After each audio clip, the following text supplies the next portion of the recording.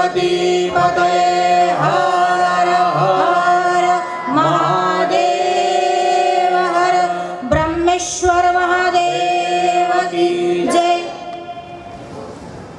ભગવાન શંકર પિનાક પાડીના ચરણોમાં વંદન કરીને આજના સત્સંગનો આરંભ કરીએ. આજે ભગવાનની શિવરાત્રિ. જુઓ, કૃષ્ણની જન્માષ્ટમી, શ્રી રામની રામનવમી. રામનવમીમાં ભગવાન શ્રી રામનું પ્રાગટ્ય છે. જન્માષ્ટમીમાં ભગવાન કૃષ્ણનું પ્રાગટ્ય છે, પણ શિવરાત્રિમાં શિવનું પ્રાદુર્ભાવ કાઇન્ડ ઓફ એક પ્રકારનું પ્રાગટ્ય ખરું, પણ જન્મ જયંતિ જેવું પ્રાગટ્ય નથી. કૃપા કરવા માટે, ભક્ત પર કૃપા કરવા માટે ભગવાન પ્રગટ થયા છે, ભગવાને દર્શન આપ્યા છે, તે શિવરાત્રિ છે. આપણે ત્યાં સનાતન ધર્મમાં 365 દિવસના 365 ભિન્ન ભિન્ન પર્વ અને તહેવારો છે.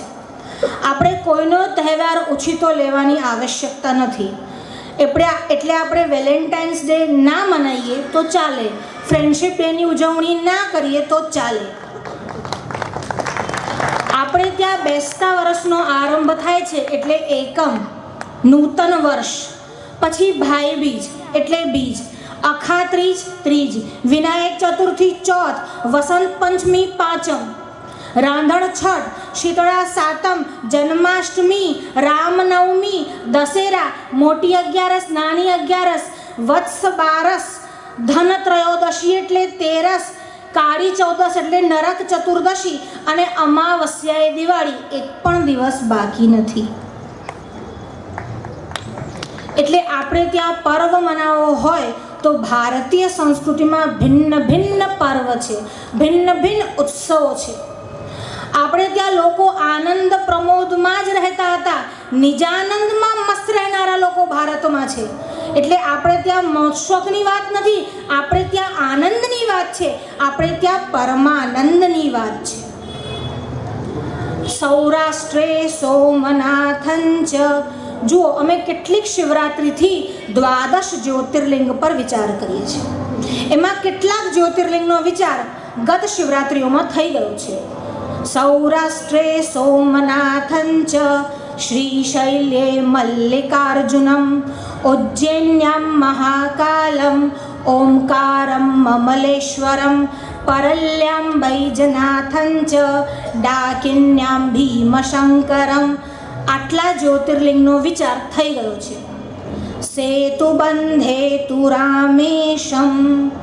અને સેતુબંધ નામના તીર્થમાં ભગવાન રામેશ્વર છે. આજે ભગવાન રામેશ્વરની કથાનો, ભગવાન રામેશ્વરની મહિમાનો આપણે વિચાર કરીશું. રામેશ્વર, જો આ શબ્દ બહુ જ પરિચિત છે, ચિરપરિચિત છે. રામ અને ઈશ્વર, આ સામાસિક શબ્દમાં બે શબ્દો છે. એક છે રામ અને બીજો શબ્દ છે ઈશ્વર. રામજી અને ઈશ્વર એટલે ભગવાન શંકર.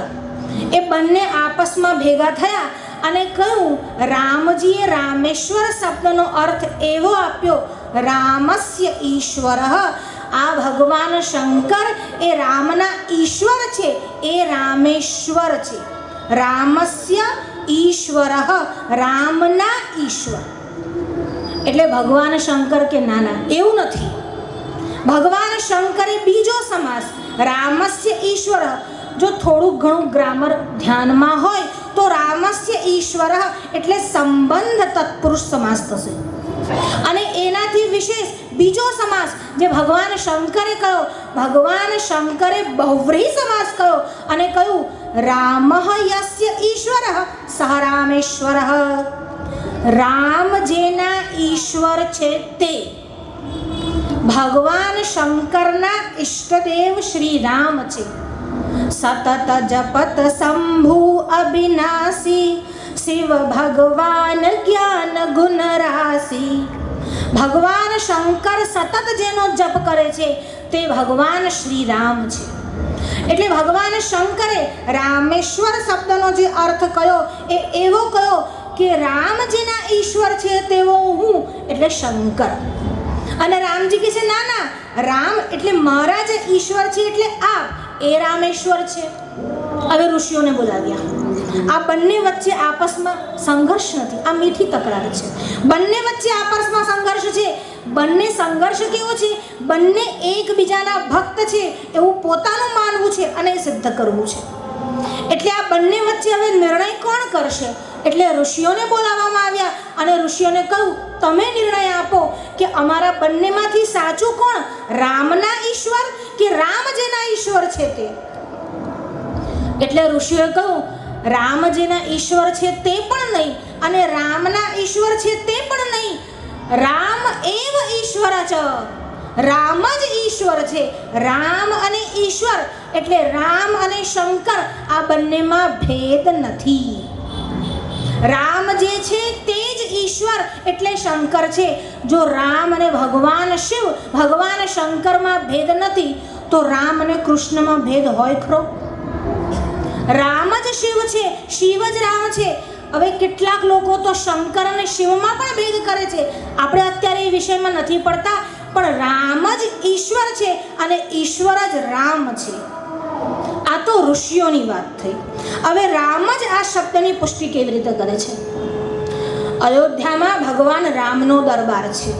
ભગવાન રામજી બેઠા છે, સાથે સીતા મૈયા બેઠા છે, લક્ષ્મણ, ભરત, શત્રુઘ્ન ત્રણેય ભાઈઓ સેવામાં ઉપસ્થિત છે અને ભગવાનના પરમ સેવક એવા હનુમાનજી પણ ઉપસ્થિત છે. હનુમાનજી ભગવાનના ચરણોમાં બેઠા છે. જુઓ, જ્યારે શિષ્ય અને ગુરુ, દાસ અને સ્વામી આ જ્યારે ભેગા થાય ત્યારે કેવી વાત કરવી એ હનુમાનજી પાસે શીખવાનું. હનુમાનજીમાં જિજ્ઞાસા વૃત્તિ બહુ છે. હનુમાનજી પોતે અખંડ જ્ઞાનના ભંડાર છે, જ્ઞાનની નિધિ છે, જ્ઞાની નામ અગ્રગણ્ય. એ જ્ઞાનીઓમાં સૌથી અગ્રગણ્ય છે. છતાં પણ ભગવાન રામને એ વારંવાર પૂછે છે. ભગવાન રામને પ્રશ્ન કર્યો છે, કયું મુક્તિનો માર્ગ જોઈતો હોય અથવા મુક્તિ વિશે જાણવું હોય તો પરમ તત્વ શું છે, રામ તત્વ શું છે, આપ મને સમજાવો. જો આ તો ઉપનિષદને ભણાવનારા છે, પણ જ્યારે રામજી સામે બેઠા છે ત્યારે હનુમાનજીના મનમાં પણ જિજ્ઞાસા છે.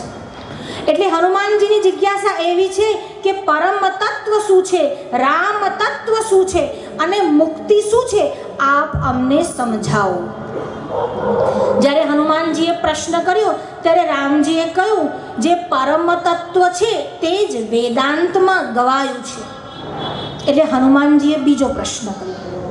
હનુમાનજીએ કહ્યું આ વેદ શું છે અને વેદાંત શું છે?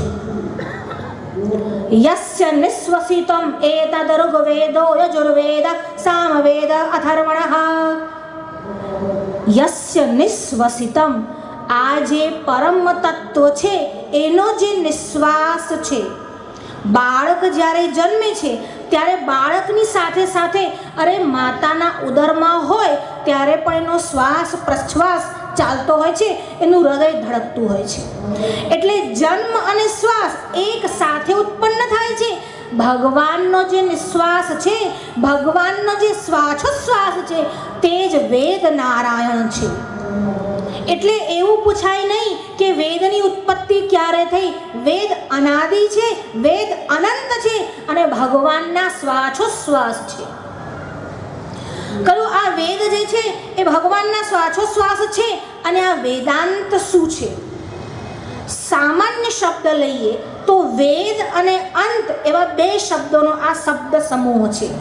જ્યાં વેદોનો અંત આવે છે, ના, જ્યાં વેદ એમની અંતિમ ચરમ સીમાએ પહોંચે છે, જ્ઞાનની પરાકાષ્ઠાએ પહોંચે છે, તે જ વેદાંત છે. જેમ તલમાં તેલ ભરેલું છે, સિંગદાણામાં તેલ છે પણ સિંગદાણામાંથી તેલ એમને નીકળે નહીં, તલમાંથી તેલ એમને નીકળે નહીં, એને પીલવું પડે અને પછી તેલ નીકળે. આમ જ્યારે વેદોનો નિષ્કર્ષ કાઢવામાં આવે, વેદ ભણવામાં આવે, એનો રહસ્ય, એનો ગુણાર્થ, એનો તત્વાર્થ સમજવામાં આવે અને જે બહાર નીકળે છે તે વેદાંત છે. આ વેદાંતમાં પરમ તત્વને સમજાવવામાં આવ્યું છે, આવું ભગવાન શ્રી રામે કહ્યું.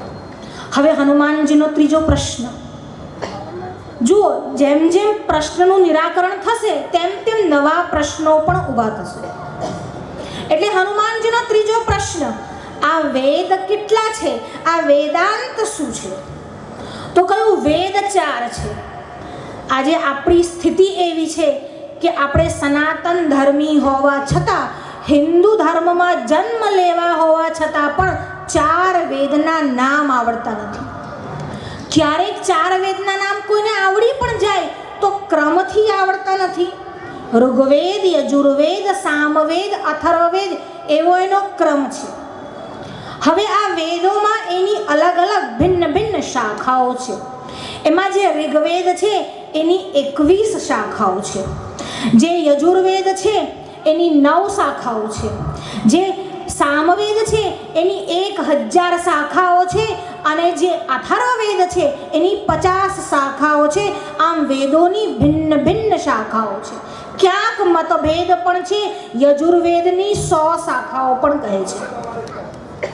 જો આ થોડોક જટિલ વિષય થશે, વેદોનો વિષય થશે, પણ થોડુંક એ પણ આવશ્યક છે. કીર્તન ભજન થવા જોઈએ. નામ સંકીર્તન જ તમને અંતિમ માર્ગ સુધી લઈ જશે. પણ તમે જે સંસ્કૃતિના પરિવાહક છો, તમે જે સંસ્કૃતિનું વહન કરો છો, એ સંસ્કૃતિ વિશે પણ જાણો. તો કયું વેદોની 1100 શાખાઓ છે અને જેટલી શાખાઓ છે એટલા જ એના ઉપનિષદ છે. અને આ ઉપનિષદનું જ બીજું નામ વેદાંત છે. ઉપનિષદ એટલે જેને ગુરુ ચરણોમાં બેસીને ભણવામાં આવે તેને ઉપનિષદ કહેવામાં આવે. આ વેદાંતમાં જ મુક્તિનો માર્ગ બતાવ્યો છે. મુક્તિ ઘણા બધા પ્રકારે મળી શકે છે, પણ 3 એના પ્રમુખ માર્ગ છે. એક ભક્તિ છે, એક જ્ઞાન છે અને એક યોગ છે. આ જે જ્ઞાન અને યોગ છે એમાં પણ જ્ઞાનકાંડ છે તે જ ઉપનિષદ છે. આ મુક્તિ પણ ભિન્ન ભિન્ન પ્રકારની છે. હવે હનુમાનજીનો નેક્સ્ટ પ્રશ્ન, મુક્તિ કેટલા પ્રકારની છે અને એમાં શ્રેષ્ઠ મુક્તિ કઈ છે? આ જે કૈવલ્ય મુક્તિ છે એ જ એકમાત્ર મુક્તિ છે, પણ છતાં પણ એના ભિન્ન ભિન્ન પ્રકાર દર્શાવ્યા છે ઋષિઓએ. એમાં કયું?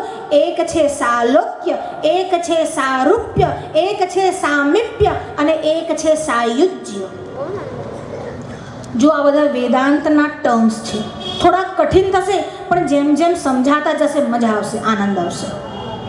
પહેલી જે મુક્તિ કહી એમાં કયું? સાલોક્ય. લોક શબ્દનો અર્થ બધાને જ ખબર છે. લોક એટલે ઘર, લોક એટલે જગત અને લોક એટલે પ્રકાશ. અલગ અલગ 14 ભુવન જેને કહેવાય છે એને પણ લોક કહેવાય છે. ભગવાન શ્રી રામનું સાકેત ધામ છે, ભગવાન શંકરનું કૈલાસ ધામ છે, ભગવાન શ્રી કૃષ્ણનું વૈકુંઠ ધામ છે. આને લોક કહેવાય છે. જે તે ઈશ્વરની ભક્તિ કરતા કરતા એમના લોકમાં ગતિ થાય, એટલે કોઈ વૈકુંઠમાં જાય, કોઈ સાકેતમાં જાય, કોઈ મણિદ્વીપમાં જાય, તો એને સાલોક્ય મુક્તિ કહેવામાં આવે છે. એના પછી આવે છે સામીપ્ય મુક્તિ. સામીપ્ય એટલે એના લોકમાં તો જાઓ, પણ એની એકદમ સમીપમાં, એની એકદમ નજીકમાં રહો, તેને કહેવાય સામીપ્ય મુક્તિ. એના પછી આવે છે સારૂપ્ય મુક્તિ, એટલે ભગવાનનું જેવું સ્વરૂપ હોય, જે ઈશ્વર તમારા ઈષ્ટ હોય, જેના લોકમાં તમે ગયા હોય, એના જેવું સ્વરૂપ પ્રાપ્ત કરી એમની સાથે રહેવું, એમનો સહવાસ કરવો, એને કહેવાય સારૂપ્ય મુક્તિ. અને પછી આવે છે કીટ ભ્રમર ન્યાય. કીટ ભ્રમરનું ચિંતન કરતો કરતો, કીટ એટલે જેને આપણે કોસેટો કહીએ છીએ, કીડો, એ કીડો ભમરાનું ચિંતન કરતો કરતો, ભ્રમર એટલે ભમરો થઈ જાય છે. પછી ભ્રમરથી એ ભિન્ન રહેતો જ નથી. બ્રહ્મવિદ બ્રહ્મૈવ ભવતિ, એનું નામ છે સાયુજ્ય મુક્તિ. આમાં 4 પ્રકારની મુક્તિ છે. એમાં જે સાયુજ્ય મુક્તિ છે એ જ શ્રેષ્ઠ છે. અને ભગવાન શંકરાચાર્ય આ સાયુજ્ય મુક્તિની જ વાત કરે છે. ભગવાન શંકરાચાર્યને સાલોક્ય, સામીપ્ય, સારૂપ્ય નથી જોઈતું. સાયુજ્ય મુક્તિ આપતા હોય તે જ જોઈએ છે. કેમ? જીવો બ્રહ્મૈવ ના પરઃ. વસ્તુતઃ જીવ અને બ્રહ્મ એ બંને ભિન્ન છે જ નહીં. જીવ છે તે જ શિવ છે. પણ આ જીવથી શિવ સુધીની જે યાત્રા છે એ યાત્રા તમને કોણ કરી આપશે? એ પથ તમને કોણ બતાવશે? અને એ જ પથનું નામ પ્રસ્થાન છે. અને એ પ્રસ્થાનમાં ઉપનિષદ વેદાંત આવે છે. એટલે હવે હનુમાનજીનો નેક્સ્ટ પ્રશ્ન, જો આ વેદાંત છે, આ જ પ્રસ્થાન છે, તો કયો ઉપનિષદ ભણવો? એટલે ભગવાન શ્રી રામ કયા ઉપનિષદ તો ઘણા છે, પણ ભણવા બધા જ ભણવા જેવા છે, છતાં પણ જો શ્રેષ્ઠ કહેવામાં આવે તો એ માંડુક્ય ઉપનિષદ છે. જુઓ, માંડુક્ય કારિકા પણ છે, એક મુંડકો ઉપનિષદ પણ છે. તો કયું? મુંડકો ઉપનિષદ જે છે એ શ્રેષ્ઠ છે. અને મુંડકો ઉપનિષદ ભણવામાં આવે તો બાકીના ઉપનિષદ ભણવાની પણ જરૂર પડતી નથી. આવવાનું સામર્થ્ય છે, પણ જો એટલાથી પેટ ન ભરાય અથવા એટલાથી સમજણ ન પડે તો શું કરવું? તો પછી બીજા 10 ઉપનિષદ ભણવા. કયા કયા? ઈશકેન કઠ પ્રશ્ન મુંડક માંડુક્ય ઐતરીય તૈત્તરીય બૃહદારણ્ય છાંદોગ્ય શ્વેતાશ્વત. બાકીના 10 ઉપનિષદ પણ ભણવા. હજી પેટ ના ભરાય તો, હજી સમજણ ના પડે તો, હજી શંકાનું નિવારણ ના થાય તો બીજા 32 ઉપનિષદ ભણવા. હજી પણ અભ્યાસ કરવાની ઈચ્છા હોય તો, હજી પણ તૃપ્તિ ના થતી હોય તો 108 ઉપનિષદ ભણવા. અને એમાં પણ જે ઉપનિષદમાં કહ્યું છે તે શું કહ્યું છે?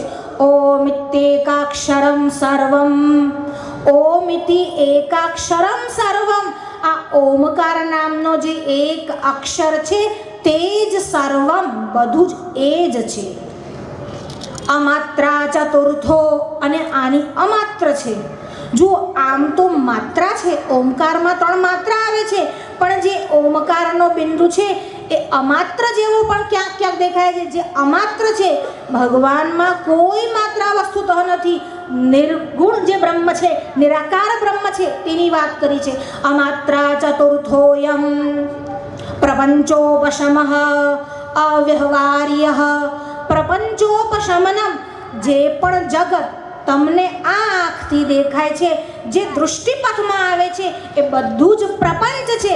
એનું ઉપશમન, એનું નિરાકરણ, એનું નિરસન એ જ. એ કઈ અવસ્થા છે? શિવોદ્વૈત. અને એ જ શિવોદ્વૈત, શિવ નામની અદ્વૈત અવસ્થા છે. ઓમકાર એવમ ઓમકારઃ આત્મનૈવ. અને એ જ ઓમકાર છે, અને એ જ આત્મા છે. અને હનુમાન એ જ મારું તત્વ છે. રામજીને પ્રશ્ન પૂછ્યો તો રામ તત્વ પર, અને એન્ડ ક્યાં આવ્યો? અંત ક્યાં આવ્યો? શિવોદ્વૈત, શિવ પર. એટલા માટે ઋષિઓએ કહ્યું જે રામ છે તે જ ઈશ્વર છે. સેતુબંધ હેતુ રામેશમ. સેતુબંધ આ બધા જ પરિચિત છો. તમિલનાડુમાં સમુદ્રના કિનારા ઉપર ભગવાન શ્રી રામે સેતુબંધ એટલે બંધ બાંધ્યો છે, બંધ બંધાવ્યો છે. જલનિધિ બંધન ધીરા રાવણ કંઠ વિદાર્યા. નારાયણ નારાયણ જય ગોવિંદ હરે. જલનિધિ બંધન ધીરા. આ જલનિધિ, જલની જે નિધિ છે એટલે જે સમુદ્ર છે એના ઉપર જેને બંધ બંધાવ્યો છે તે ભગવાન શ્રી રામ. જે રાવણ વધનું નિમિત્ત કારણ બન્યું છે તે રામ સેતુ, તે સેતુબંધ. જે જાનકીને પાછા લાવવામાં કારણ બન્યું છે તે સેતુને પ્રણામ કરવામાં આવ્યા છે. આ સેતુ તીર્થનો મહાત્મ્ય કેવો છે? સેતુ તીર્થની મહિમા ભિન્ન ભિન્ન પુરાણોમાં છે, ઇતિહાસમાં પણ વર્ણવવામાં આવી છે. જો જ્યારે આપણે પ્રમાણની વાત કરીએ ત્યારે સૌ પ્રથમ વેદ, વેદ પછી ઇતિહાસ, ઇતિહાસ પછી વેદ પછી સ્મૃતિ એટલે ધર્મશાસ્ત્ર, ધર્મશાસ્ત્ર પછી ઇતિહાસ, ઇતિહાસ પછી પુરાણ. હવે વેદ જો આ ઘટના જે છે એ ત્રેતાયુગની છે, વેદોમાં એનો ઉલ્લેખ નથી. પછી ધર્મશાસ્ત્રનો આ વિષય નથી. પછી ઇતિહાસમાં હા, રામાયણમાં આ ઘટનાનો, આ પ્રસંગનો ઉલ્લેખ છે. કેટલાક લોકોએ આવો બકવાસ કર્યો છે કે રામેશ્વર તીર્થની વાત રામાયણમાં નથી. પણ રામાયણમાં તમે જ્યાં શોધતા હતા, એટલે તમે કદાચ સુંદરકાંડમાં શોધતા હોય, ક્યાં તો યુદ્ધકાંડના શરૂઆતમાં શોધતા હશો, તો ત્યાં નથી. ભગવાન રામ જાનકીને પાછા લઈને જ્યારે આવે છે તે વખતે આ સેતુબંધનો ઉલ્લેખ આવે છે. રામાયણની ઘટનાથી બધા જ લગભગ પરિચિત છે. ભગવાન શ્રી રામને 14 વર્ષનો વનવાસ થયો. સીતાજી સાથે ગયા, લક્ષ્મણ સાથે ગયા, અરણ્યમાં નિવાસ કર્યો અને ત્યાં રાવણે સીતાનું હરણ કર્યું. ભગવાન રામ અને લક્ષ્મણ બંને ફરતા ફરતા સીતાની શોધમાં આગળ ગયા. કિષ્કિંધામાં પહોંચ્યા. ત્યાં વાનર સાથે ભેટ થઈ, ત્યાં હનુમાનજી સાથે ભેટ થઈ, હનુમાનજીના કારણે સુગ્રીવ સાથે ભેટ થઈ અને સુગ્રીવ સાથે મૈત્રી બંધાઈ. આ મૈત્રી કેવી રીતે બંધાઈ? અગ્નિની સાક્ષીએ આ મૈત્રી બંધાઈ છે. જુઓ, સૂર્ય જે છે તે પ્રત્યક્ષ દેવતા છે, ચંદ્ર પ્રત્યક્ષ દેવતા છે, અગ્નિ પ્રત્યક્ષ દેવતા છે, બ્રાહ્મણ એ પણ દેવતા છે. એટલા માટે આપણે ત્યાં જે વિવાહની પરંપરા છે એમાં બ્રાહ્મણ અને અગ્નિની સાક્ષીએ ફેરા ફરવામાં આવે છે. આપણે ત્યાં કબૂલ કરવાથી વિવાહ થતો નથી. મંજૂર કહેવાથી આપણે ત્યાં વિવાહ થતો નથી. અગ્નિની સાક્ષી જોઈએ છે, બ્રાહ્મણની સાક્ષી જોઈએ છે. અહીંયા પણ મૈત્રી થઈ અને બ્રાહ્મણની સાક્ષીએ, અગ્નિની સાક્ષીએ મૈત્રી થઈ અને સુગ્રીવ અને રામજી મિત્ર બન્યા. જો જ્યારે મિત્ર બને ત્યારે અરસપરસ કંઈક આપવું પડે. મિત્ર જે હોય, ક્યાં તો એ સમદુખી હોય, ક્યાં તો એ સમસુખી હોય અને ક્યાં તો એ સમવ્યસની હોય.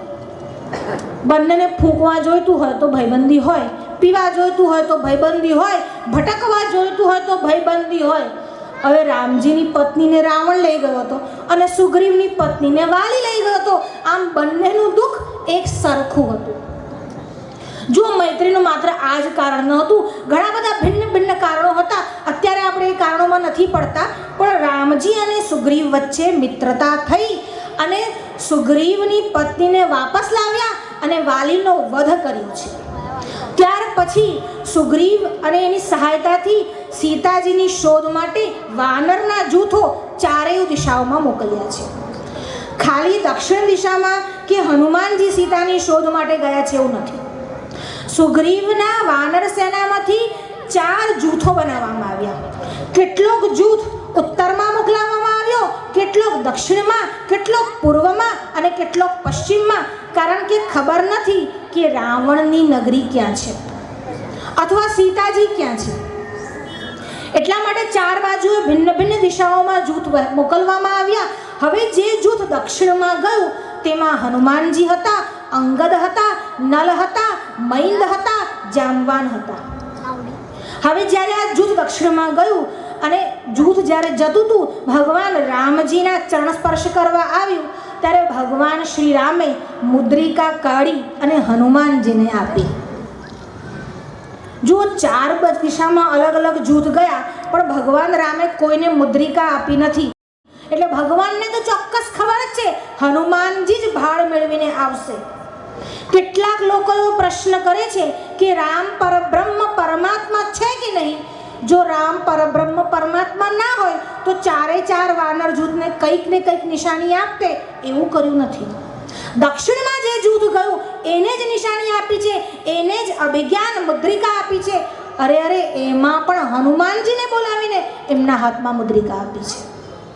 રામજી પરબ્રહ્મ પરમાત્મા છે, આપણે તો જાણીએ જ છે અને માનીએ જ છે, પણ લોકો આજકાલ એવો બકવાસ કરતા હોય છે. રામજીને 14મી સદી પછી લોકો ભગવાન માનવા મળ્યા. જો રામજીને 14મી સદી પછી ભગવાન માનવા મળ્યા તો આજથી 2400 વર્ષ પહેલા ભગવાન શંકરાચાર્યનો પ્રાદુર્ભાવ થયો અને ભગવાન શંકરાચાર્યએ લખ્યું, જનક સુતા પ્રતિપાલા જય જય સ્મૃતિ લીલા નારાયણ નારાયણ જય ગોવિંદ હરે.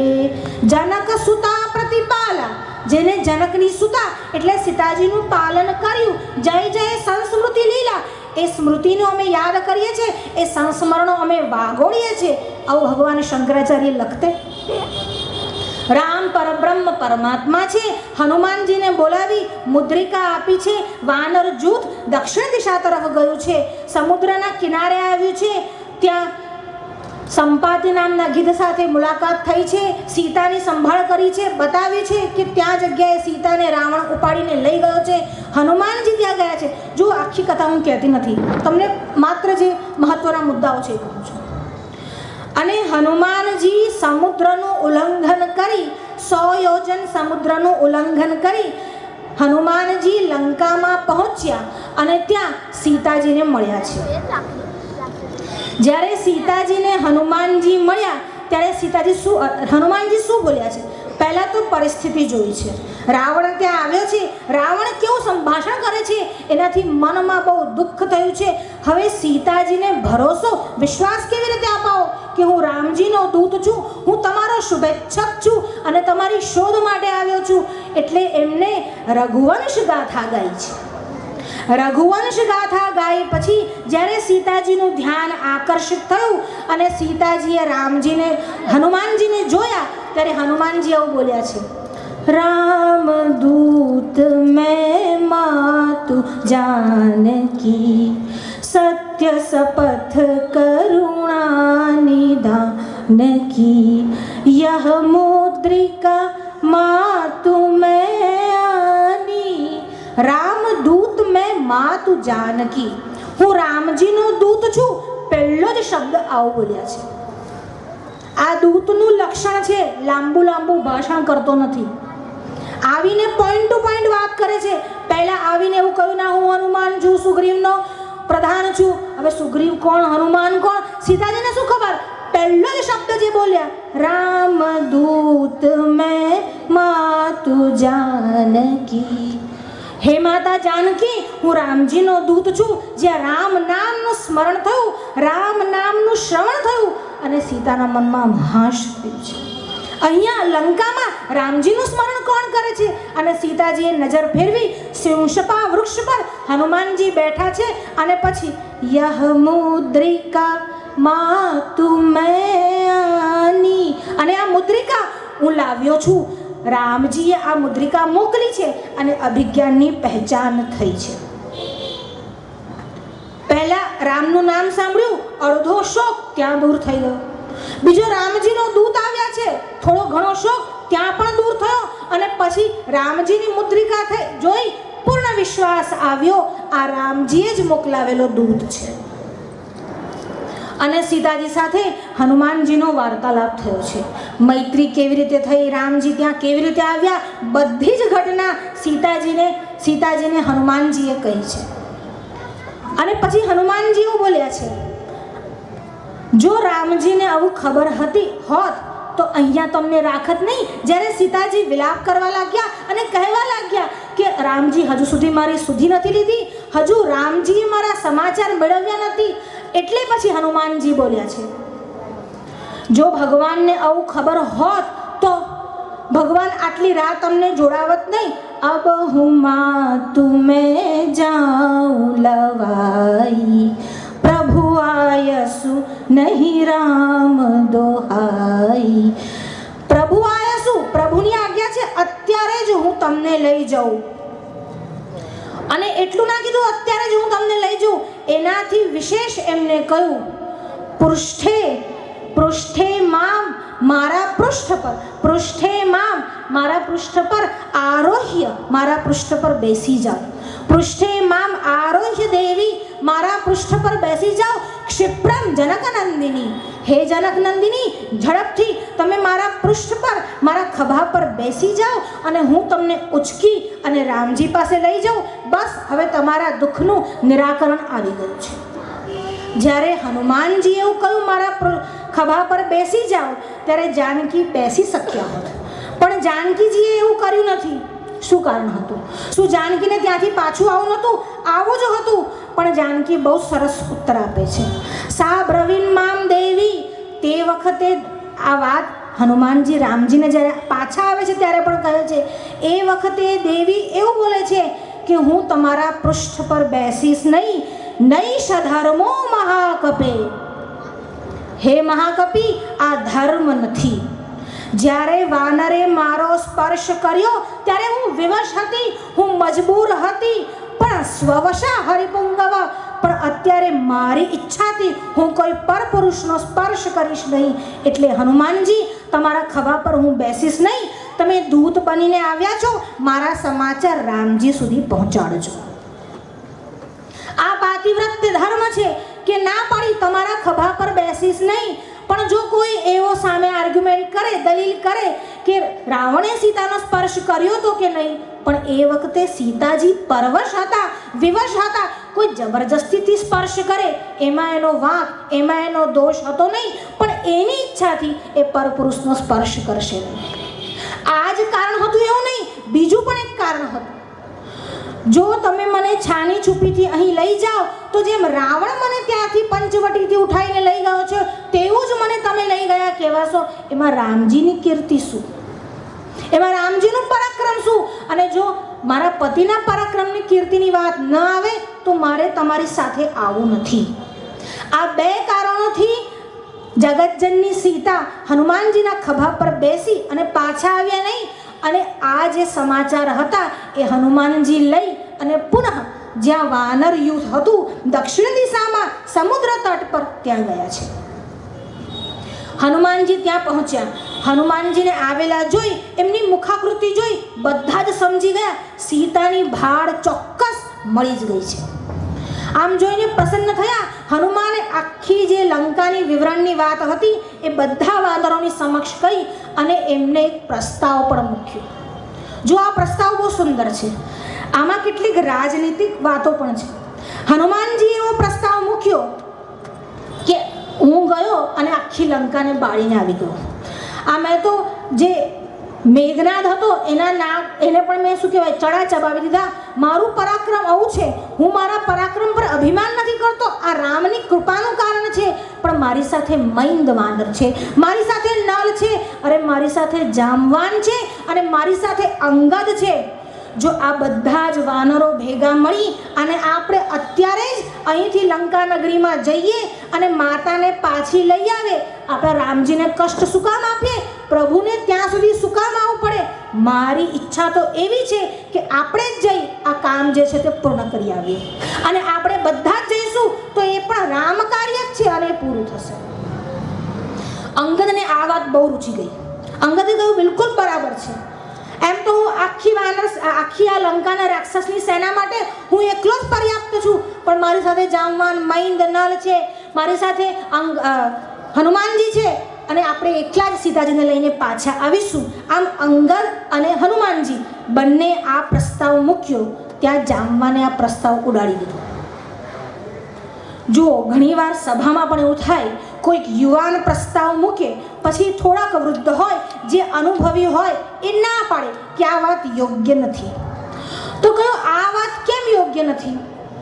પણ જ્યારે જામવાન બોલે ત્યારે પ્રતિપ્રશ્ન કોઈ કરે નહીં. કારણ કે જામવાન બહુ બુદ્ધિકુશળ છે, બહુ વિચક્ષણ છે. એટલે જામવાને કહ્યું આ વાત યોગ્ય નથી. આપણે જ્યારે ત્યાંથી રવાના થયા ત્યારે ભગવાન શ્રીરામે એવો આદેશ કરેલો કે સીતાજીને લઈને આવજો. ભગવાન શ્રીરામે એવું કહ્યું સીતાજીની ભાળ મેળવી લો, લઈ આવજો, એવો આદેશ કર્યો નથી. અચ્છા, રામજીએ નથી કર્યો, સુગ્રીવે આદેશ કરેલો. સુગ્રીવે પણ એ જ કહ્યું કે સીતાની ભાળ મેળવો, સીતાની શોધ કરો, પણ સીતાજીને લઈ આવજો, એવો આદેશ સુગ્રીવે પણ આપ્યો નથી, રામજીએ આપ્યો નથી, સુગ્રીવે આપ્યો નથી. અને આપણે બધા એમના દૂત છે, અનુચરો છે, સેવક છે. સ્વામીથી ભિન્ન વાત વિચારાય નહીં. એનાથી વિશેષ વાત એ પણ છે, પ્રતિજ્ઞાય સ્વયં રાજા. ભગવાન શ્રી રામચંદ્રએ પ્રતિજ્ઞા કરી છે શેની? સીતા વિજય અગ્રતઃ. સીતાનો વિજય કરીશું, સીતાની શોધ કરીશું. એ પણ સર્વેશામ કપિમુખ્યાનામ, બધા જ કપિ એટલે વાનરની સામે. કથમ મિથ્યા કરિષ્યામિ, તો ભગવાનની પ્રતિજ્ઞા મિથ્યા થાય?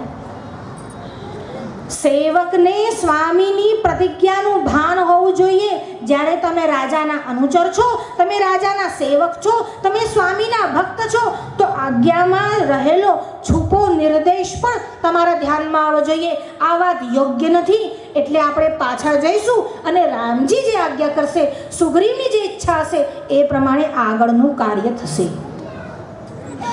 એટલા માટે જ તમારા સભામાં, તમારા સંઘમાં એક વૃદ્ધ, એક અનુભવી જોઈએ, જે તમને આ સાચી શિક્ષા આપી શકે. જામવાન બધાને લઈ અને પાછા ગયા છે અને જામવાન ને અંગદની જેને કહેવાય પ્રતિનિધિત્વમાં આખું વાનર યુદ્ધ કિષ્કિંધા તરફ રવાના થયું છે. વચ્ચે મધુવન આવ્યું છે. હવે એટલા બધા પ્રસન્ન હતા, સીતાજીની ભાળ મળી ગઈ હતી. એટલે વાનરોના મનમાં જો કોઈક વિજય થાય પછી ઉત્સવ થાય, સેલિબ્રેશન થાય. એટલે અહીંયા સીતાજીની ભાળ મળી છે એ જ મોટો ઉત્સવ છે. એટલે અહીં મધુવનને જોયું ત્યારે વાનરોથી રહેવાયું નહીં અને આ વાનરો મધુવનમાં ઘૂસ્યા અને મધુવનમાં બધા ફળફળાદી ખાવા મળ્યા, કંદમૂળ ખાવા મળ્યા. એટલું જ નહીં, આખું જે મધુવન છે તે નષ્ટ કરવા મળ્યા. જ્યારે ધીરે ધીરે આ મધુવન નષ્ટ કરવા માંડ્યા ત્યારે આ મધુવનનો જે રક્ષક હતો તેનું નામ દધીમુખ હતું. આ દધીમુખ સુગ્રીવ પાસે દોડ્યો અને કહેવા લાગ્યો, આ વાનરો આવ્યા છે, આખું ને આખું જે મારું વન છે એને તહેસ નહેસ કરી નાખ્યું છે. અને આટલું જ્યાં બોલ્યા ત્યાં સુગ્રીવ પ્રસન્ન થયા છે. સુગ્રીવની માલિકીનું આ વન અને એ વનને કોઈ તહેસ નહેસ કરે ત્યાં સુગ્રીવ પ્રસન્ન થાય છે. કારણ કે એને સમજાઈ ગયું છે વાનર પ્રસન્ન છે એનું કારણ સીતાજીની શોધ મળી ગઈ છે, સીતાજીના સમાચાર મળી ગયા છે. નિશ્ચિત વાનરો એમનું એડ્રેસ લઈને જ આવ્યા છે, તો જ વાનરો આવું કરે. દૃષ્ટવા દેવીન ન સંદેહો, ચોક્કસ દેવી સીતાજીને વાનરોએ જોયા જ છે. નચ અન્યેન હનુમતા, અને એ પણ બીજા કોઈએ નહીં, હનુમાનજીએ જ જોયા હશે એવું સુગ્રીવનું વચન છે. અને પછી સુગ્રીવ એવું બોલ્યા છે, જામવાન યત્ર નેતા સ્યાત, જ્યાં જામવાન જેવો નેતા હોય, અંગદશ્ચ બાહુબલી, અને અંગદ જેવો બાહુબલશાળી કોઈ ત્યાં હોય, હનુમાન ચાપ્ય અધિષ્ઠાતા, અને જ્યાં હનુમાન જેવા અધિષ્ઠાતા હોય, તત્ર કા ગતિરન્યથા, ત્યાં બીજી કોઈ ગતિ હોઈ જ શકે ના. નિસ્સંદેહ સીતાજીના ભાળ, સીતાજીના સમાચાર મળ્યા જ છે. અહીં જ્યારે આ સમાચાર મળ્યા અને બધા વાનરો પાછા આવ્યા, હવે હનુમાનજી રામજીની સમક્ષ ઊભા થયા છે. જો આ બધો જ પ્રસંગ આપ જાણો જ છો, છતાં પણ મને એવું થાય છે કે સેતુબંધની વાત કરતા પહેલા એની થોડી પૂર્વ ભૂમિકા બાંધી લો. અહીંયા રામજીની સમક્ષ હનુમાનજી આવ્યા છે. રામજીને પણ ક્યાંક અણસાર છે જ કે હનુમાનજી સમાચાર લઈને જ આવ્યા છે, છતાં હનુમાનજીની સામે જોવે છે. અને જ્યાં હનુમાનજીની સામે જોયું એટલે હનુમાનજીએ કહ્યું, નિયતા અક્ષતામ દેવી રાઘવાય ન્યવેદયત. નિયતામ પહેલું જ કીધું, જોઈ. નિયતામ, અને એ પણ પાછી કેવી છે? નિયત છે, તમારું જ ચિંતન કરે છે. નિયતામ અક્ષતામ, અને અક્ષત છે, એને પોતાના શીલની રક્ષા કરી છે એવી જાનકીને મેં જોઈ. એવું પણ કહી શક્યો, હું આ 100 યોજન લાંબો સમુદ્ર લંઘન કરીને ગયો, જે આજકાલ લોકોની આદત છે ને, વારંવાર પોતાને કરેલું પરાક્રમ વારંવાર કહે છે. પણ પહેલા રામજીની ધીરજ ના ખૂટી જાય એટલે પહેલી જ વાત જે હનુમાનજીએ કહી એવું કહ્યું, સીતાજીને જોયા. અને એ પણ કેવા સીતાજી? અક્ષતામ, જે પોતાના શીલ અને ચારિત્ર્યનું રક્ષણ કરેલા છે એવા સીતાજીને જે મેં જોયા. પણ સીતાજી તમારા વગર માત્ર જીવન ધારણ કરી રહ્યા છે, જીવનને જાણે ઘસેડી રહ્યા છે. અને સીતાજીએ એવું કહ્યું છે, જીવિતમ ધારયિષ્યામિ માસમ દશરથાત્મજ. હે દશરથ આત્મજ, હે દશરથના પુત્ર, હવે માત્ર એક જ માસ સુધી હું મારું જીવન ધારણ કરીશ. કારણ કે હવે મારી એવું શક્તિ નથી, મારું સામર્થ્ય નથી કે હું તમારા વગર જીવી શકું. જ્યારે સીતાજી એવું કહ્યું, એવા સંદેશા હનુમાનજીએ આપ્યા, ત્યારે રામજીએ કહ્યું, સીતાજી જો 1 માસ જીવશે તો સીતાજી ચિરંજીવી થશે. કારણ કે 1 માસમાં આપણે ત્યાં પહોંચી જ જઈશું. સીતાજી તો ચિરંજીવી થશે, પણ હવે હું સીતાજીના વિરહમાં જીવી શકું તેમ નથી. તમે વાર કરશો નહીં, અત્યારે જ તાબડતોડ સુગ્રીવ સૈન્યને આદેશ આપો, દક્ષિણ દિશા તરફ જવામાં આવે. અને આ સમુદ્ર હવે કઠિનાઈ હવે આવી છે. સમુદ્રનું લંઘન કરવામાં આવે, આ સમુદ્ર લંઘાશે કેવી રીતે? કંઈ નાનું અમથું ખાબોચું તો છે નહીં, કોઈ નાનો નદી નાળો નથી, 100 યોજન મોટો સમુદ્ર છે. અને બધા જ વાનર હનુમાનજી જેવા સામર્થ્યવાન પણ નથી કે આટલો લાંબો સમુદ્ર તરણ કરી જાય.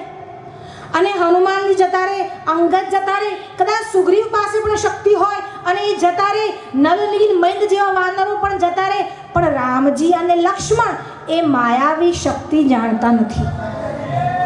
જો રામજી માયાપતિ છે, માયાવી શક્તિ ન જાણે એવું બને ના, પણ રામે રામાવતારમાં મર્યાદાનું પાલન કર્યું છે અને પોતાનું ઐશ્વર્ય છુપાવ્યું છે.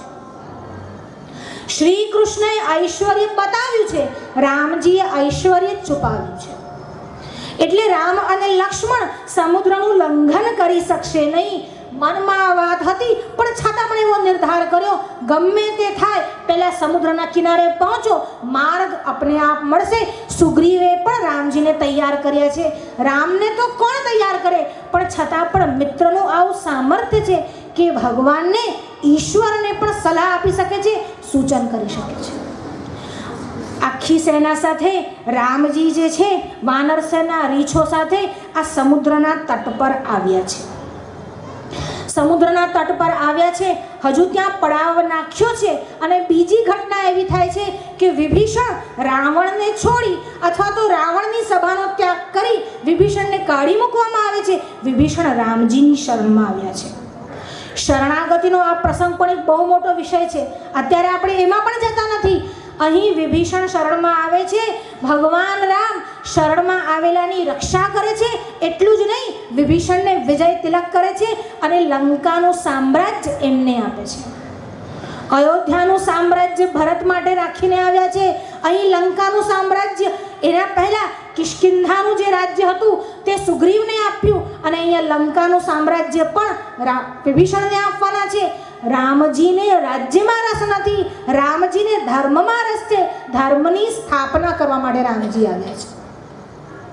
વિભીષણને વિજય તિલક કર્યું અને અહીંયા વિભીષણે એક ઉપાય બતાવ્યો છે. વિભીષણ કહે છે આ જે સમુદ્ર છે એનું એક નામ સાગર પણ છે અને આ સાગર જે છે એ તમારા પૂર્વજ સગર રાજાઓએ ખોદાયો છે અને આ સગર રાજાએ ખોદાવ્યો એટલે એનું નામ સાગર છે. તમે જો એની પૂજન કરશો, અભ્યર્થના કરશો તો જલ્દીથી સમુદ્ર તમને માર્ગ આપશે જ. વિભીષણની આ વાત રામજીને રૂચી ગઈ અને રામજી ત્યાં દર્ભનું આસન લગાવી સમુદ્રની સમક્ષ આમ બેઠા છે. સમાધિ ધ્યાનમાં મસ્ત થયા છે. પહેલા સમુદ્રનું પૂજન કર્યું છે, પછી સમુદ્રનું ધ્યાન કર્યું છે. યદ યદ આચરતિ શ્રેષ્ઠ તત્ત તેવેતરો જનઃ. જે શ્રેષ્ઠ પુરુષ આચરણ કરે છે બાકી બધા પણ એવું જ આચરણ કરે છે. રામજી પોતાના આચરણથી બતાવે છે અને શ્રી કૃષ્ણ આદેશ કરે છે.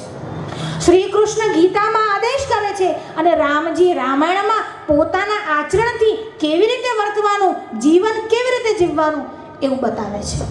રામજી ઉપાસના કરી છે 3 દિવસ સુધી સતત. ત્યાં સમુદ્રની સમક્ષ રામજી આમ ધ્યાનમાં બેઠા છે. વિનયન માનત જલધિ જળ ગયે 3 દિન બીત બોલે રામ સકોપ તબ ભય બિनु હોઈ ન પ્રીત લક્ષ્મણ બાન સરાસન આનુ સોશો બારી બિધિર કૃષાનું. હે લક્ષ્મણ, આ કેવો છે? હું વિનયથી આટલા દિવસ સુધી 3 દિવસ સુધી હું પ્રાર્થના કરતો હતો, પણ વિનયન માનત જલધિ જળ. આ જલધિ તો જળ છે, પાણી એ જળ છે. હું તો આના અધિષ્ઠાતા દેવતાની પૂજા કરતો હતો, પણ મને ખબર નથી કે આ જળ છે. વિનયથી આ માન્ય નથી.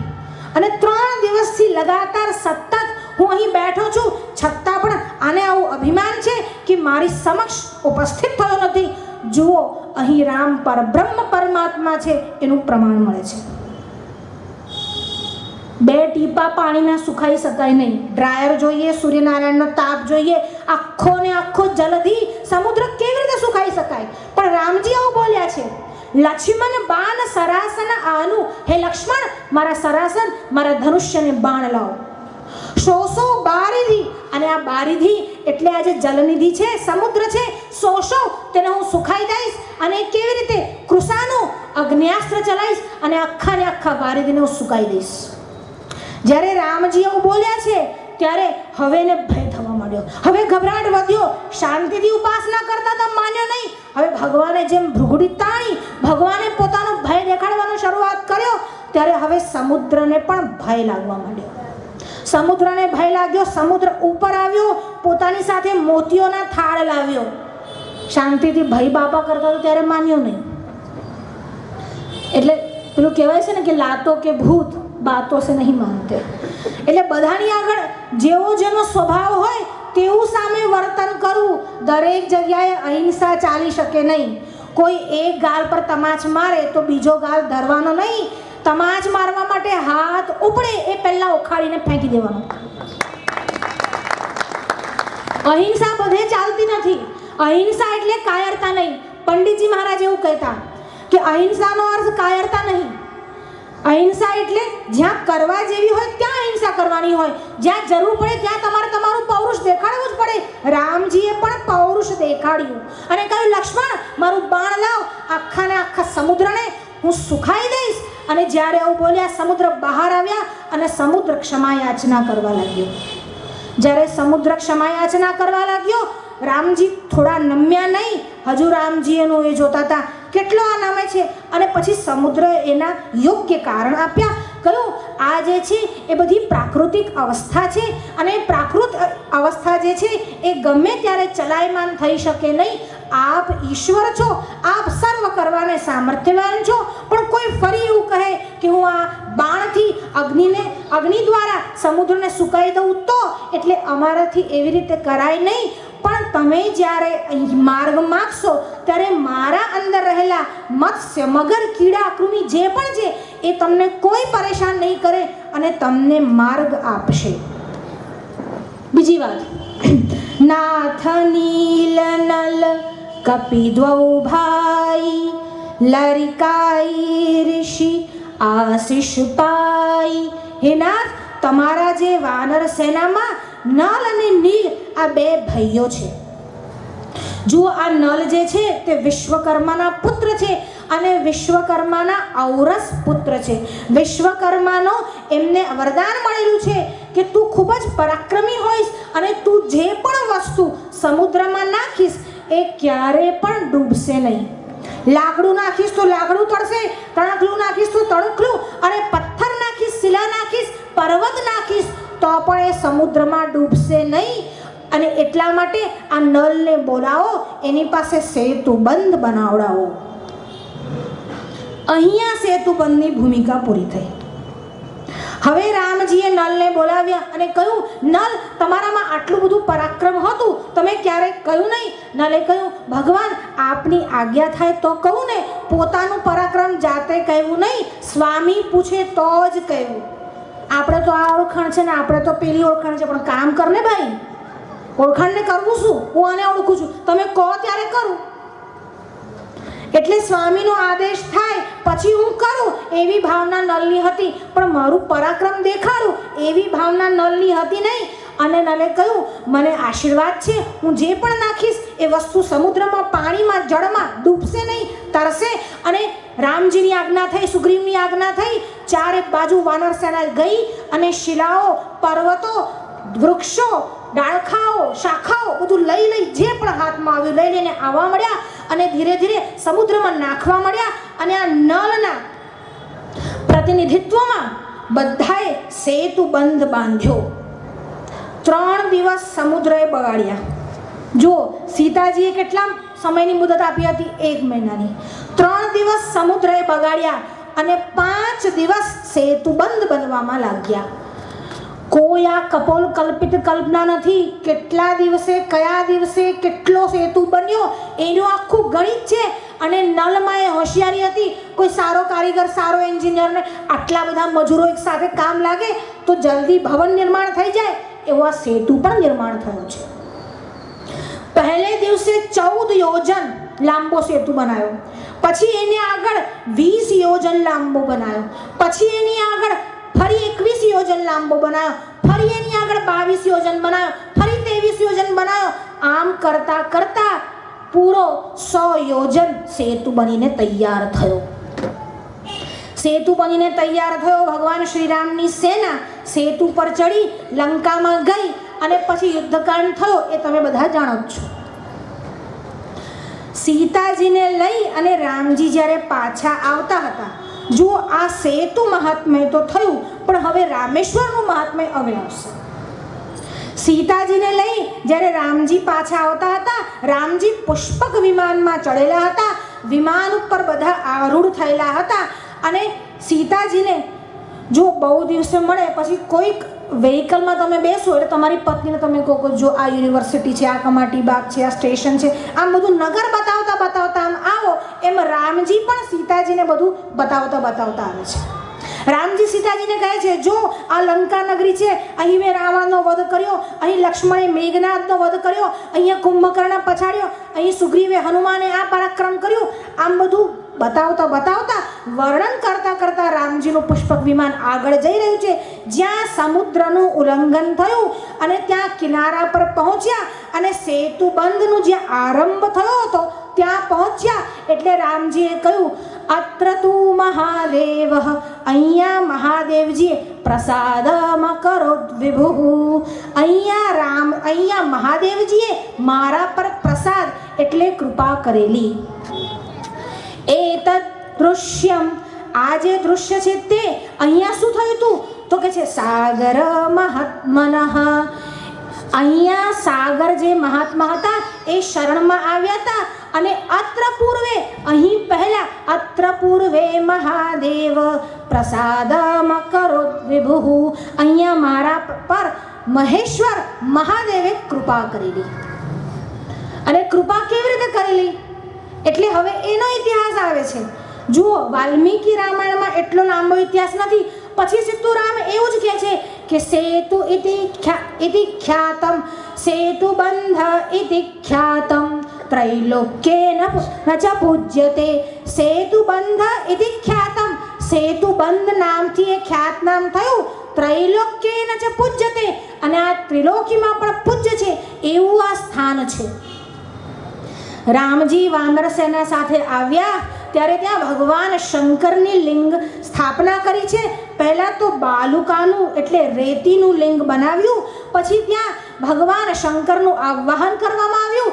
ભગવાન શંકરની સ્તુતિ થઈ અને રામજી પર કૃપા કરવા માટે કે પોતાના ઈષ્ટદેવના દર્શન કરવા માટે એ લિંગમાં ભગવાન શિવ સતી સહિત, પાર્વતી સહિત સાક્ષાત જે પ્રગટ થયા તે રામેશ્વર છે. રામેશ્વર ભગવાન કી જય. ત્યાં રામેશ્વરનું પ્રાગટ્ય થયું છે. આવી કથા પુરાણોમાં જ છે. પુરાણોમાં બીજી પણ એક કથા છે. સીતાજીને લઈને જ્યારે રામજી પાછા આવ્યા, સમુદ્ર લંઘન થયા પછી જ્યાં સેતુ બંધ થયો હતો ત્યાં રામજી સીતાજી સહિત નીચે ઉતર્યા છે અને ત્યાં બધા ઋષિઓ રામજીને મળવા માટે આવ્યા. ત્યારે ઋષિઓને રામજીએ એક પ્રશ્ન કર્યો છે. રામજીએ પ્રશ્ન એવો કર્યો કે રાવણનો વધ કર્યો. રાવણ આતતાયી હતો. અગ્નિદો ગરદશ્ચૈવ ક્ષેત્રપાણી ધનાપરત. જે ઘરને આગ લગાડી દે, તમને ઝેર આપી દે, શસ્ત્ર હાથમાં લઈ તમારું ધન છીનવી લે, તમારી ભાર્યા લઈ જાય, તમારા ઘર કે ક્ષેત્ર પર એ જે પોતાનો કંટ્રોલ કરી લે, એ લઈ લે, એ છીનવી લે, તો એ માણસ આતતાયી છે. અને આતતાયીને મારવામાં દોષ નથી, ભલે બ્રાહ્મણ હોય તો પણ. રાવણ બ્રાહ્મણ છે પણ રાવણ આતતાયી છે, કારણ કે સીતાજીનું હરણ કર્યું. કોઈકની પત્નીને લઈ જવી એ આતતાયીનું કામ છે. આ આતંકવાદીઓ આતતાયી છે એટલે એમના વધમાં દોષ નથી. આતતાયીનામ વધારહણમ અને બ્રહ્મબંધુર નહંતવ્ય. અને પાછો એવો પણ શાસ્ત્રનો આદેશ છે કે બ્રહ્મબંધુ, બ્રાહ્મણને મારવો નહીં પણ આતતાયીને મારવો. રાવણ બ્રાહ્મણ છે પણ આતતાયી છે. રામજીએ વધ કર્યો છતાં પણ રામજીના મનમાં બ્રહ્મ હત્યાનો પ્રાયશ્ચિત્ત કરવાની ઈચ્છા છે.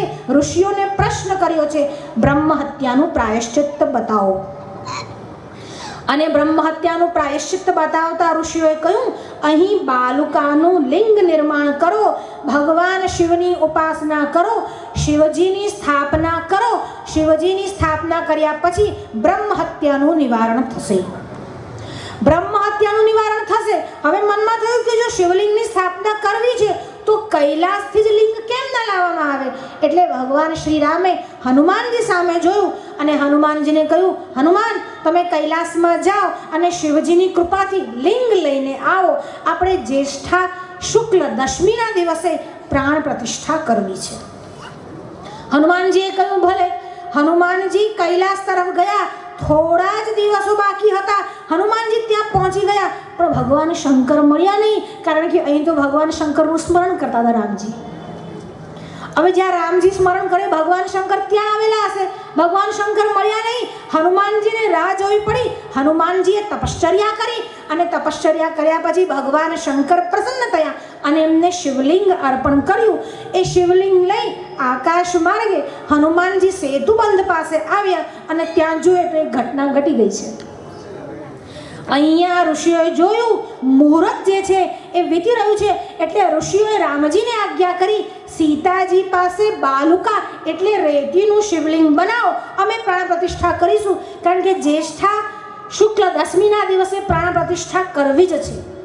રામેશ્વર લિંગની પ્રાણ પ્રતિષ્ઠાનું એક્ઝેક્ટ મુહૂર્ત પણ છે જ્યેષ્ઠા શુક્લા દશમી બુધવાસરે અને કન્યા રાશિ સ્થિતે ચંદ્રે હસ્ત નક્ષત્રે. આ સમયે રામેશ્વર લિંગની પ્રાણ પ્રતિષ્ઠા થઈ અને ત્યાં રામેશ્વર લિંગ બાલુકાથી પહેલા નિર્માણ કરવામાં આવ્યું અને સીતાજીએ બનાવ્યું. સીતાજી લિંગ બનાવી શકે, પ્રાણ પ્રતિષ્ઠામાં હાજર રહી શકે, રામજીની સાથે બેસીને પ્રાણ પ્રતિષ્ઠા કરી શકે, તો સ્ત્રીઓ શિવલિંગની પૂજા કરી શકે કે નહીં? શિવલિંગની પૂજા થાય, શિવલિંગનો સ્પર્શ થાય અને સ્ત્રીઓ કરી જ શકે, નિસ્સંદેહ કરી શકે. કેટલાકના મનમાં એવી વાત હોય કે સ્ત્રીઓ કરી શકે કે નહીં, સ્પર્શ કરવામાં દોષ ખરો કે નહીં. અશૌચ અવસ્થામાં કોઈએ પણ સ્પર્શ ન કરવો, પછી એ સ્ત્રી હોય કે પુરુષ હોય. પવિત્ર અવસ્થામાં સ્પર્શ કરી જ શકે, પણ ફલાણા મંદિરમાં ત્રંબકેશ્વરમાં સ્ત્રીઓને જવા દેતા નથી, તો એ મંદિરની વ્યવસ્થાનો પ્રશ્ન છે. એ તમારે બગાડવાની નહીં. ત્યાં તમારે ઝુંબેશ ઉપાડવાની નહીં કે જવાનું નહીં કે સ્ત્રીઓને કેમ સ્પર્શનો અધિકાર નથી. એ મંદિરની વ્યવસ્થાનો પ્રશ્ન છે. જ્યાં મંદિરના ટ્રસ્ટ મંડળ કે આયોજકો જે નક્કી કરે છે કે અહીંયા કોઈને સ્પર્શ નથી, તો અલગ વાત છે.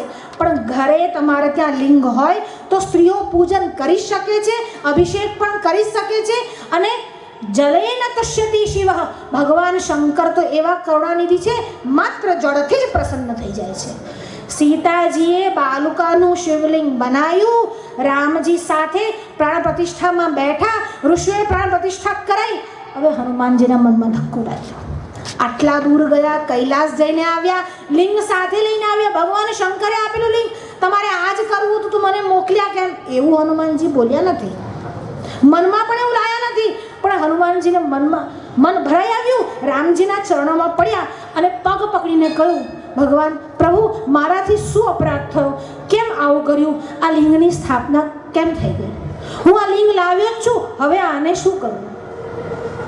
રામજીએ કહ્યું, વાત તો તમારી બિલકુલ બરાબર છે, હું તો જરાય ઉતાવળ કરતો નહોતો, પણ આ ઋષિઓને બહુ ઉતાવળ હતી. હવે એક કામ કરો, આ જે લિંગની સ્થાપના કરી છે એને ઉખાડી દો અને આજે તમે લાયા છો તે લિંગ ત્યાં સ્થાપી દો. એટલે હનુમાનજીને તો રામની આજ્ઞા થઈ ગઈ, પછી પૂછવાનું શું? એટલે હનુમાનજીએ શું કર્યું? આ તો બાલુકા રેતીનું લિંગ છે.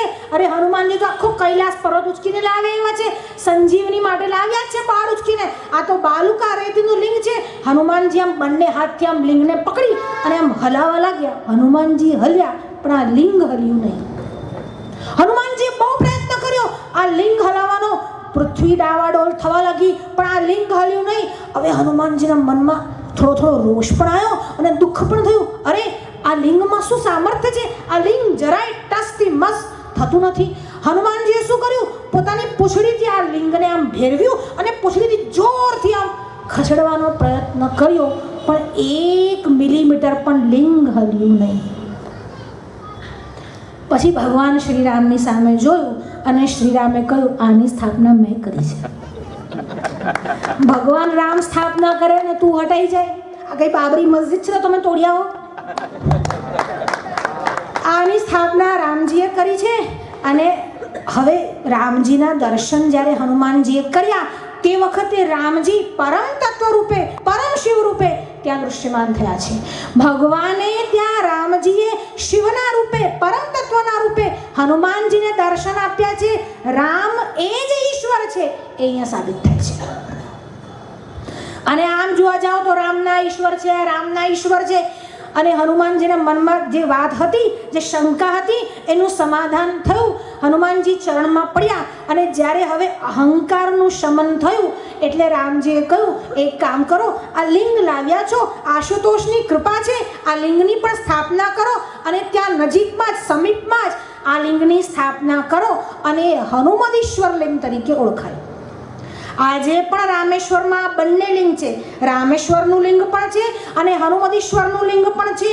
અને આ બંને લિંગના દર્શનનો મહિમા પુરાણોમાં ગવાયો છે. આ રામેશ્વરની કથા તો સેતુબંધ સ્કંદ પુરાણમાં આખું મહાત્મ્ય ચાલે છે. આ એક જ કથા નથી, એની ભિન્ન ભિન્ન કથાઓ છે. રામેશ્વરના મંદિરમાં 24 જેને કહેવાય કુંડ છે. આ 24 કુંડોમાં જે પાણી છે તે મીઠું પાણી છે, પણ મંદિરની બહારના જે કુંડ છે એમાં જે પાણી છે તે ખારું પાણી છે. એનું કારણ એવું છે કે જે તીર્થ છે એનું આવાહન કરી રામજીએ દરેક કુંડમાં એ તીર્થનું પાણી બોલાવ્યું છે. ત્યાં ગંગા તીર્થ છે, યમુના તીર્થ છે, સરસ્વતીનું તીર્થ પણ છે. આ નદીઓનું આવાહન કરાય એ કુંડમાં એ નદીઓના પાણી ચાલુ કરાય છે.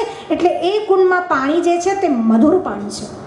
એ કુંડમાં સ્નાન કરી રામેશ્વરના દર્શન કરવાનો મોટો મહિમા છે. જો આ રામેશ્વરનો મહિમા કેવો છે. એક બૃહદ્યુમ્ન નામના એક રાજા હતા. એમને એક મોટો સત્ર કરવો હતો. આ બૃહદ્યુમ્ન રાજા રૈભ્ય નામના ઋષિના પરમ ભક્ત હતા. અને આ રૈભ્યના અર્વાવસુ અને પરાવસુ આ 2 પુત્રો હતા. આ કર્મકાંડના બહુ મોટા જ્ઞાતા હતા. અને હવે જે એમને સત્ર એટલે દીર્ઘ સત્રવાળો યજ્ઞ જે કરાવો હતો એમાં આ બંને પુત્રોને આ રાજાએ બોલાવ્યા. અને ત્યાં ઋષિએ કહ્યું, આ બંને પુત્રો બહુ હોશિયાર છે, તમે એમને લઈ જાઓ. ત્યાં દીર્ઘ સત્રી યજ્ઞ જે છે તે શરૂ થયો. હવે વચ્ચે એક દિવસ ઘટના એવી થઈ કે પરાવસુ નામનો જે પુત્ર હતો એ કોઈ કામથી રાત્રિના સમયમાં ઘેર ગયો અને વચ્ચે વનનો કેટલો ભાગ પડતો હતો. આ વનમાંથી જ્યારે જવા લાગ્યો ત્યારે કોઈ એને મૃગચર્મ ધારણ કરેલું કોઈ જનાવર, કોઈ પશુ હોય મૃગ જેવું, એવું એને ભાસ થયો. અને ત્યાં એ પશુના આભાસમાં એમને કોઈ પુરુષ વ્યક્તિનો હત્યા કરી નાખી. આ વ્યક્તિ બીજું કોઈ ન હતું પણ એના પિતા એટલે રૈભ્ય ઋષિ હતા. એ વખતે રાત્રિના સમયમાં ભગવદ સ્મરણ કરતા કરતા વિચરણ કરતા હતા.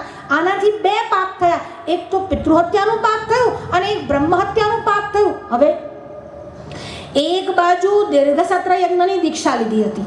દીક્ષા લીધી હોય ત્યારે પ્રાયશ્ચિત્ત કર્મ કરાય નહીં. અને પ્રાયશ્ચિત્ત કર્યા વગર સૂતક લાગે અને બ્રહ્મહત્યા પિતૃહત્યા બંને થાય તો ફરી યજ્ઞમાં જવાય નહીં. પણ ત્યાં પહોંચ્યા અને પોતાના નાના ભાઈને અર્વાવસુને બોલાવ્યો અને કહ્યું, એક કામ કરો, મારાથી આવી ભૂલ થઈ ગઈ છે, તમે પિતૃહત્યા અને બ્રહ્મહત્યા બંનેનું પ્રાયશ્ચિત્ત કરો. તું નાનો છે, યજ્ઞમાં હું જાણકાર છું, હું યજ્ઞમાં ગેરહાજર રહીશ તો યજ્ઞની સમાપ્તિ થશે નહીં. આ સમજી ગયો. મોટા ભાઈનું પ્રાયશ્ચિત્ત કરવા માટે નાનો ભાઈ નીકળી પડ્યો. અહીં મોટા ભાઈએ યજ્ઞ ચલાવ્યો. 12 વર્ષ સુધી અર્વાવસુએ તપશ્ચર્યા કરી અને જ્યારે પાપમાંથી મુક્તિ થઈ ત્યારે પાછો આવ્યો ત્યારે પરાવસુએ આખી વાતને અલગ રીતે પ્રસ્તુત કરી અને કહ્યું, આ બ્રહ્મહત્યાર છે, આ પિતૃઘ્ન છે, મારા પિતુની હત્યા કરી હતી, જુઓ આ પ્રાયશ્ચિત્ત કરીને આવ્યો છે. હવે મનમાં આવું થયું. એના મનમાં બહુ જ ઉદ્વેગ થયો. પણ અર્વાવસુ કશું જ બોલ્યા નહીં અને વિના ત્યાંથી કંઈ પણ બોલે ત્યાંથી નીકળી ગયા. ત્યાં એમને સામે એક ઋષિ મળ્યા અને ઋષિએ એવો વાત બતાવી કે તમે ફરીથી ભગવાન તમે રામેશ્વરમાં જાઓ અને ત્યાં તમે જઈ સેતુબંધનું દર્શન કરો અને ભગવાન રામેશ્વરને પ્રાર્થના કરો. ત્યાં ધનુષકોડીમાં પણ એક ધનુષકોડી નામનું પણ એક તીર્થ છે, ત્યાં જાઓ, સ્નાન કરો અને આ તમારી વાત મૂકો. રામેશ્વરના શરણમાં જઈને એમને આ વાત મૂકી એટલે એમને ઉપાય સુઝાવવામાં આવ્યો. રામેશ્વર પ્રસન્ન થયા અને કહ્યું, તું આ બધા જ પાપમાંથી મુક્ત થઈશ, તારો ભાઈ પણ તને પાછો બોલાવશે, પણ તું વરદાન માંગ. એટલે એને કહ્યું પહેલું વરદાન તો એ છે કે મારા પિતા જે છે એ પુનર્જીવિત થાય, અને બીજું વરદાન એ છે કે મારા ભાઈની પણ બ્રહ્મ હત્યામાંથી, પિતૃ હત્યામાંથી સત્વરે મુક્તિ થાય. ભાઈએ આવું કર્યું છતાં પણ વેર વાળ્યું નથી. અરવાવસુ ભાઈને લઈ સમુદ્રના કિનારે આવ્યા અને સેતુ બંધમાં સ્નાન કરવાથી બ્રહ્મ હત્યા અને બીજા જે પાપ હતા પિતૃ હત્યા એ બંને પાપનું નિવારણ થયું. બ્રહ્મ હત્યા જેવું પાપ બીજું કોઈ સંસારમાં નથી. અને આ બ્રહ્મ હત્યાનું પાપ 10 વર્ષ તપશ્ચર્યા કરો સતયુગમાં તો જાય છે. ત્રેતાયુગમાં 1 વર્ષ તપશ્ચર્યા કરો તો પાપ દૂર થાય છે. દ્વાપરમાં 1 માસ તપશ્ચર્યા કરો તો દૂર થાય છે. કલિયુગમાં 1 દિવસ પણ તપશ્ચર્યા કરો તો દૂર થાય છે. અને બ્રહ્મ હત્યા જેવા મહાપાતક પણ રામેશ્વરના દર્શનથી એક જ ક્ષણમાં દૂર થાય છે. આ રામેશ્વરનું મહાત્મ્ય છે. હરે રામ રામ રામ હરે હરે, હરે કૃષ્ણ કૃષ્ણ કૃષ્ણ હરે હરે. હરે રામ રામ હરે હરે, હરે કૃષ્ણ કૃષ્ણ કૃષ્ણ હરે હરે. હરે રામ રામ હરે હરે, હરે કૃષ્ણ કૃષ્ણ કૃષ્ણ હરે હરે. રામનાથ મહાદેવ રક્ષમામ કરુણાનિધે. હે રામનાથ, હે મહાદેવ રક્ષમામ, મારી રક્ષા કર. હે કરુણાના સાગર ભગવાન શંકર, અમારી રક્ષા કરો. ભગવાન શંકરે રામજી પર જેમ કૃપા કરી હતી એમ બ્રહ્મેશ્વર મહાદેવ અહીં ઉપસ્થિત બધા જ લોકો પર કૃપા કરે. અને આવા જ સત્સંગ, આવું જ ભગવાનનું સાનિધ્ય તમે મને પ્રાપ્ત કરાવો અને તમને પણ વિભિન્ન વક્તાઓ દ્વારા દિવ્ય સત્સંગના લાભ મળે એવી જ ભગવાનના ચરણમાં प्रार्थना करिए, प्रणाम करिए, जय घोष करिए। धर्म की अधर्म का नाश हो, प्राणियों में सद्भावना हो, विश्व का कल्याण हो, गौ माता की जय हो, गंगे मैया की जय हो, भारत अखंड हो, सनातन धर्म की जय हो, भगवान वेदव्यास की जय हो, भगवान शंकराचार्य की जय हो, सद्गुरुदेव की जय हो। नमः पार्वती पतये हर हर महादेव।